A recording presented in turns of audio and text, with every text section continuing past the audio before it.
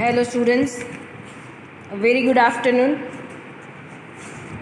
Today I am going to start with the chapter number 4, or you can say unit number 4, Special Contract Act.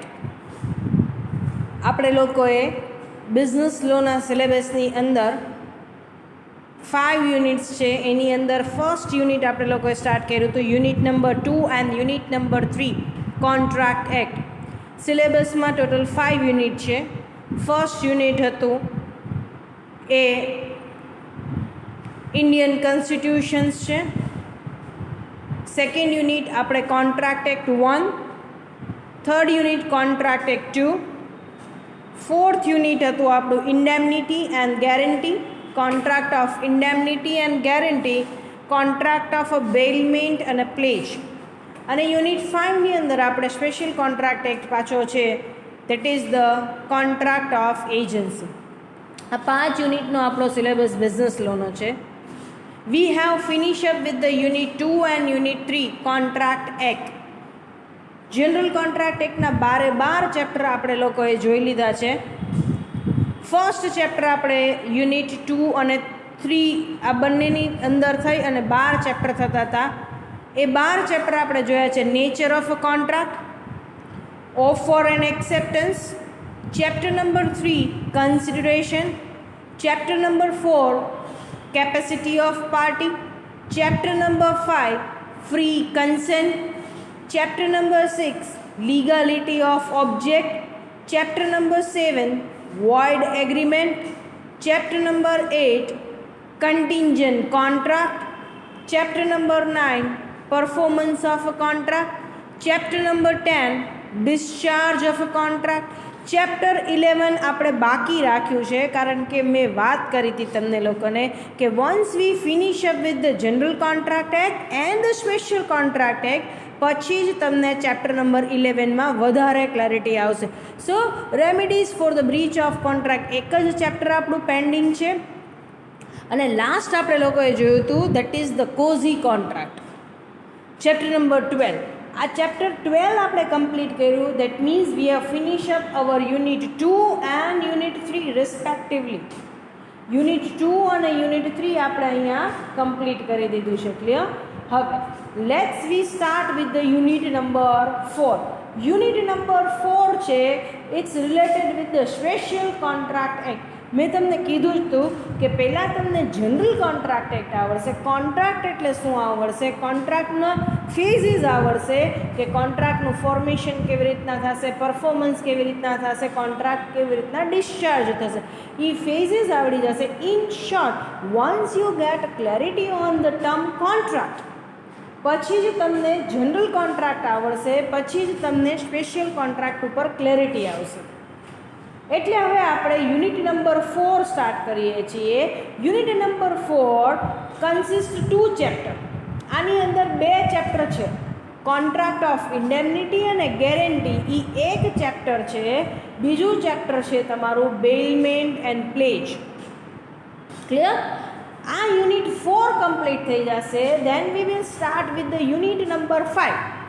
અને unit number 5ની અંદર એક જ ખાલી chapter છે, contract of agency. Clear? So અત્યારે આપણે right now we are starting with the unit number 4. Unit 4 consist of 2 chapter, contract of indemnity and guarantee and the contract of bailment and pledge.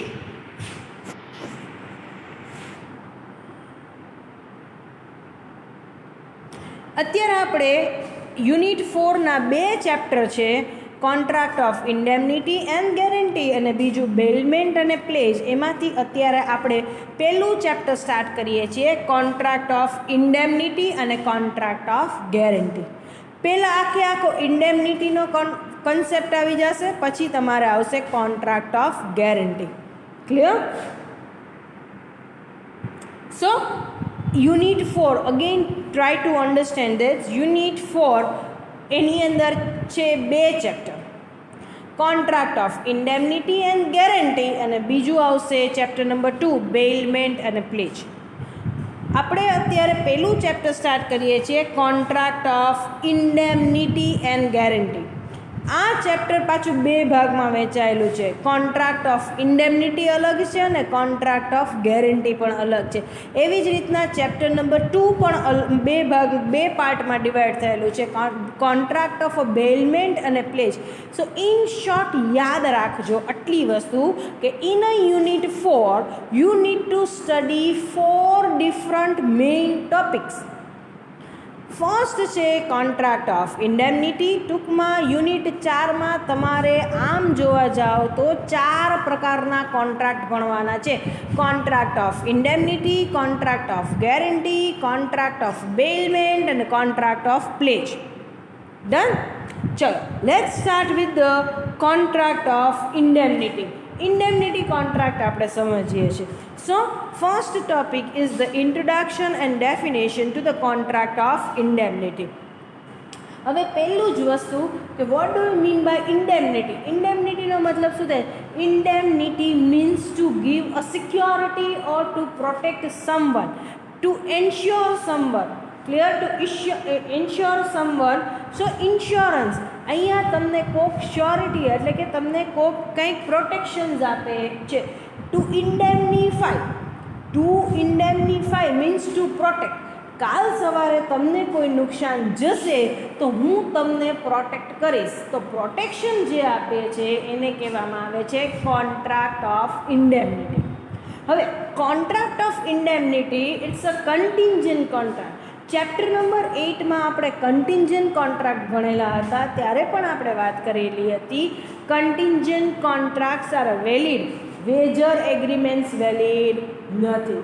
So contingent contract છે, it means contract of the indemnities are uncertain and contingent in a nature. એનો મતલબ શું થયું કે contract of indemnity sure નથી. Suppose say for example general કોન્ટ્રાક્ટની અંદર, આ એક્ઝામ્પલ હું તમને જનરલ કોન્ટ્રાક્ટમાં આપું છું. Suppose if I am the manufacturer અને યુ આર ધ સપ્લાયર, તો હું તમને એમ કહું છું કે I want 3000 unit of x raw material, will you supply me? You sad yes. તો આજે આપણે વાત કરેલી છે, આજે આપણે ડીલ કરેલી છે ફાઇનલ કે મેં એક્સ રો મટીરિયલ મંગાવ્યું છે, તમે હા પાડી છે, તમે મને પર યુનિટ કીધા કે એ 50 રૂપીસનો આવશે. આઈ સેડ ઓકે, 1000 યુનિટનો મેં ઓર્ડર પ્લેસ કરેલો છે. આ જે કોન્ટ્રાક્ટ છે it is a general contract. શું કામ એને? કારણ કે તમે મને રો મટીરિયલ મોકલવાના છો, ખેદી મોકલવાના છો, કેટલું મોકલવાના છો અને કયું મોકલવાના છો, એવરીથિંગ ઇઝ સર્ટેન, ડિસાઇડેડ. પણ contract of indemnity is a contract, that contract is contingent in a nature. કન્ટિન્જન્ટનો મતલબ શું છે? Not uncertain, future. Say for example marine insurance, motor vehicle insurance, mediclaim, આ બધી વસ્તુઓ કેવી છે? Contingent contract. લાઈફ ઇન્સ્યોરન્સને છોડતા, કારણ કે લાઈફ ઇન્સ્યોરન્સ શું કામ કન્ટિન્જન્ટ નથી? કોઈ 50 વર્ષે મરશે, કોઈ 100 વર્ષે મરશે, પણ મરશે ખરા, that is certain. Death is a certain. થશે કે નહીં એ ખબર નથી, એવું નથી.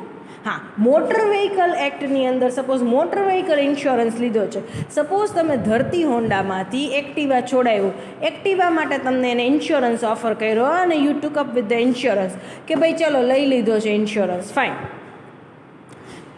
તમે એક્ટિવા 10 વર્ષ સુધી ચલાવો છો, તો શ્યોર નથી કે 10 વર્ષ તમે એક્ટિવા ચલાવો છો તો એક્સિડન્ટ થશે જ અને તમે ઇન્સ્યોરન્સ કંપનીવાળા પાસે એક્સ અમાઉન્ટ ક્લેમ કરશો. એવું બને કે 10 વર્ષ તમે એક્ટિવા ચલાવ્યું અને પછી વેચી દીધું, તો 10 વર્ષની અંદર તમારું એક્ટિવા એક પણ વાર ભટકાણું નથી કે એવું કોઈ મેજર એક્સિડન્ટ થયું નથી કે તમારે ઇન્સ્યોરન્સ કંપની પાસેથી પૈસા લેવા પડે.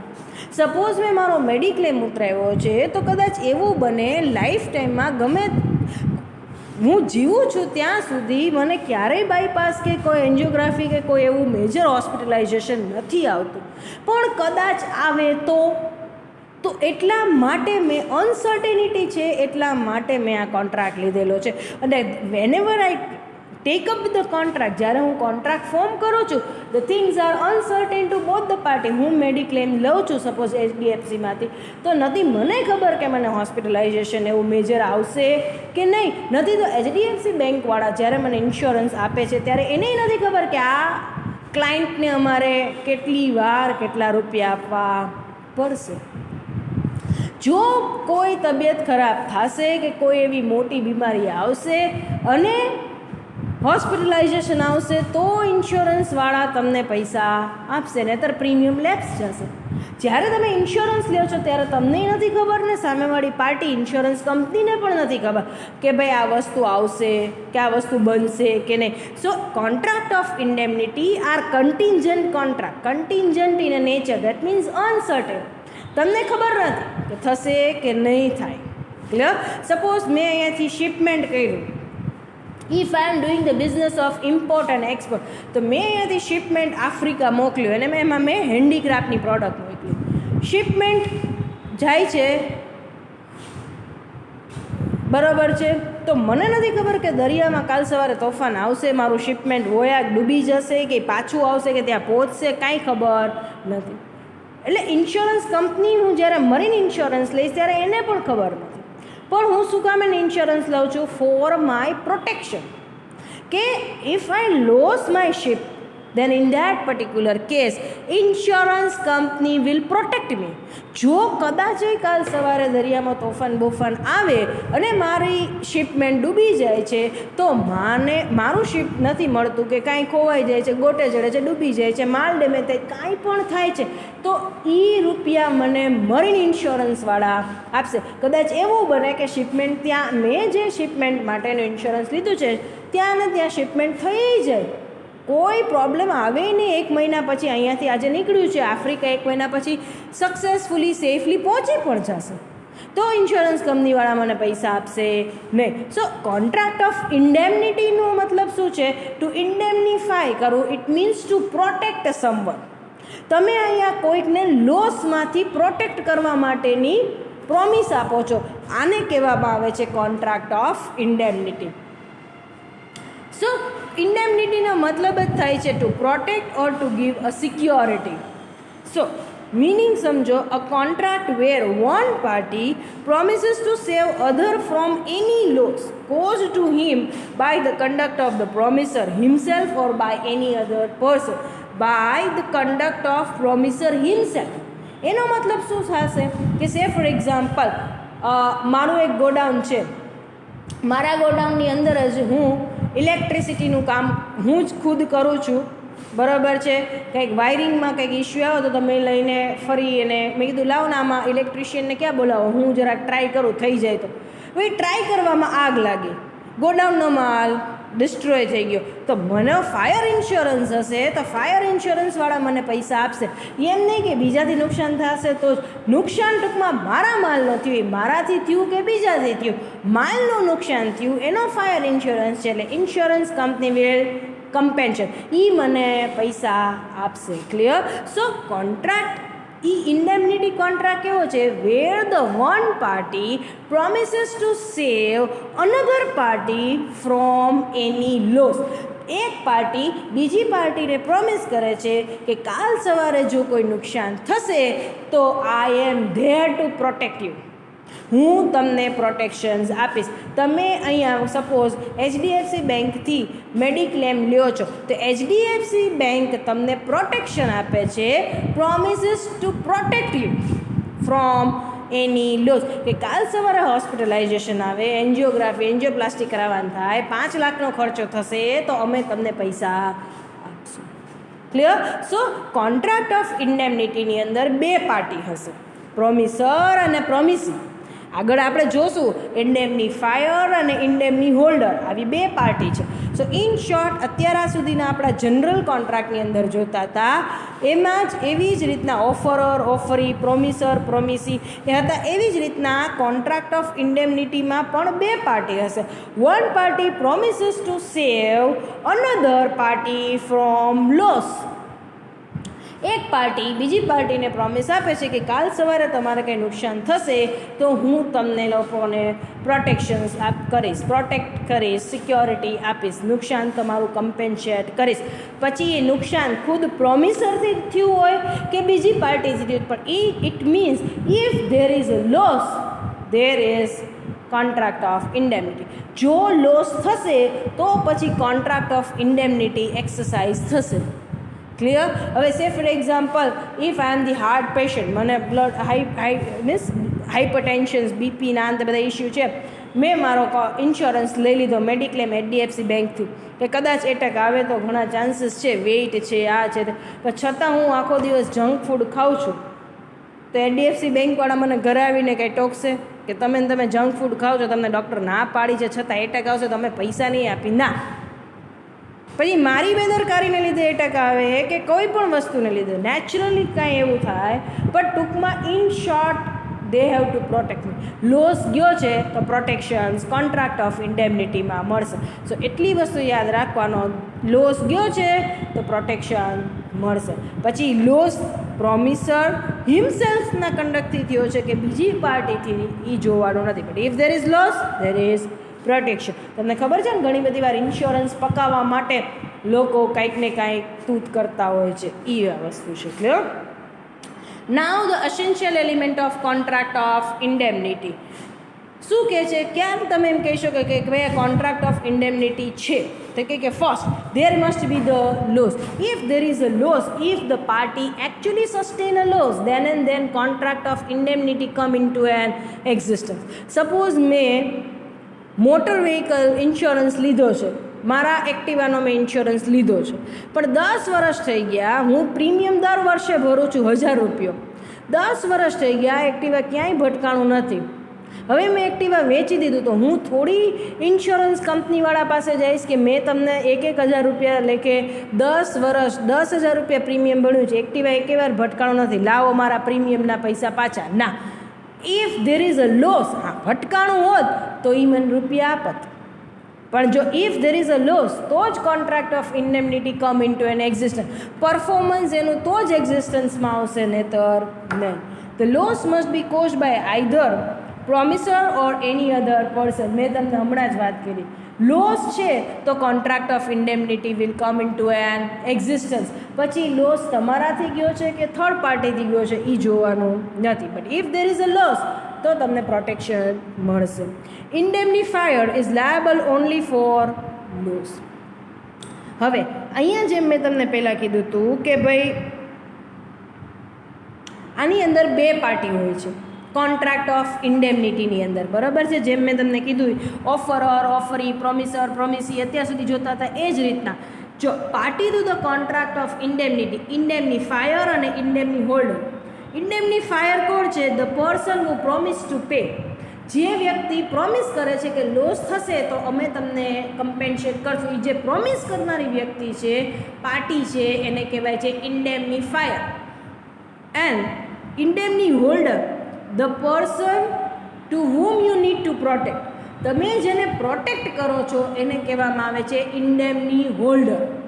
ઇન્ડેમની હોલ્ડર. ક્લિયર? અગેન રિપીટ કરું છું. સપોઝ મને એમ થાય કે કદાચ એટેક આવશે કે વોકાર્ડમાં કે ક્યાંક હોસ્પિટલાઇઝેશન થશે, 5 લાખ એમનેમ જતા રહેશે, તો એના કરતાં હું ઇન્સ્યોરન્સ લઈ લઉં તો હું HDFC બેંકમાં જાઉં છું મેડિક્લેમ લેવા માટે, ઇન્સ્યોરન્સ લેવા માટે. તો એ કંપની HDFC મને પ્રોટેક્શન્સ માટેની ગેરંટી આપે છે, મને પ્રોટેક્ટ કહે છે કે તમને લોસ થશે તો અમે પ્રોટેક્ટ કરશું, તમે પ્રીમિયમ ભરો. તો જે કંપની મને પ્રોમિસ આપે છે, the person who promising to pay the loss, that become indemnifier. તો અહીંયા પ્રોમિસ કોણ આપે છે? HDFC bank, to protect in loss. તો એ શું થઈ જશે? ઇન્ડેમનિફાયર. અને કોની પાસે પ્રોમિસ છે એ કોના લોસ, કોને કમ્પેન્સેટ કરવા? To whom you protect.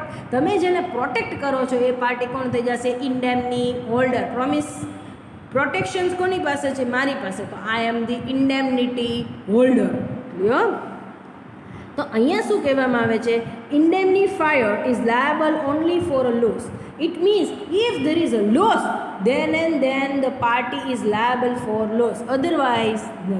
જે લોસ થયો છે as per the contract of indemnity એ જ લોસ માટે એ લાયબલ છે, બાકી નહીં. સપોઝ ગોડાઉનના માલનો ઇન્સ્યોરન્સ છે અને બારે ઓનરની કાર પડેલી છે, એ પણ આગથી ડેમેજ થઈ, ડિસ્ટ્રોય થઈ ગઈ, but insurance, fire insurance company is liable two pay the loss of goods only. પછી એમાં એની કાર ડેમેજ થઈ એને જોવાનું નથી. અંદરનો ગોડાઉનનો માલનો જેટલો લોસ થયો છે એટલું જ કમ્પેન્સેટ, એટલું જ પે કરવા માટે, એટલો જ લોસ કમ્પેન્સેટ કરવા માટે લાયબલ છે. So indemnifier is liable only for the loss as per the contract. કોન્ટ્રાક્ટની અંદર જે લોસ સ્પેસિફાય કરેલો હશે એ જ માટે, દેવા માટે જ ખાલી ને ખાલી લાયબલ છે, otherwise not. Contract is a contingent in a nature and is enforceable only when the loss occur. As I said, contract is contingent in a nature. બધા insurance except the life insurance. Life ઇન્સ્યોરન્સમાં શું હોય? માણસ મરે પછી પૈસા મળે. પણ ખબર જ છે આજ નહીં તો કાલ, ને કાલ નહીં તો પરમદી માણસ જવાનું છે, એ તો શ્યોર છે. Death is certain. હા, કેદી છે એ નથી ખબર, પણ છે ખરા એ સર્ટેન છે. તો લાઈફ ઇન્સ્યોરન્સ સિવાય બધા જ ઇન્સ્યોરન્સ કેવા આવે છે? Contract of contingent. Clear? So it is a contract is a contingent in a nature. Accident થશે કે નહીં નથી ખબર, બાયપાસ આવશે, હોસ્પિટલાઇઝેશન આવશે કે નહીં નથી ખબર, આગ લાગશે અને માલ ડેમેજ થશે ખબર નથી. ક્લિયર? શિપમેન્ટ આફ્રિકા પહોંચશે કે નહીં પહોંચે, દરિયામાં ગોટે ચડશે ખબર નથી. Clear? So contingent in a nature and is enforceable only when the loss occur. એ કોન્ટ્રાક્ટ ક્યારે એક્ઝિસ્ટન્સમાં આવશે? When you actually incur the loss નહીં થાય. 10 વર્ષ એક્ટિવા વાપર્યું, એક્ટિવા ભટકાણા નહીં તો મોટર વ્હીકલ ઇન્સ્યોરન્સવાળા તમને પૈસા આપશે નહીં.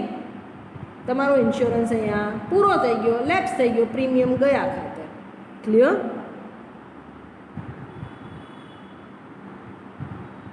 સો આજે આપણે કમ્પ્લીટલી કર્યા છે topic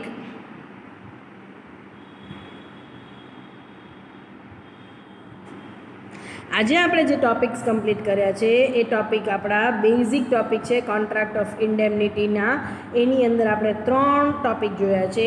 introduction and definition of contract of indemnity. Second આપણે જોયું હતું essential element of contract of indemnity and parties to the contract of indemnity. Clear? આવતીકાલે ઓર નેક્સ્ટ સેશન્સની અંદર will again refer this topic, rights of indemnity holder and the essential of a contract of indemnity.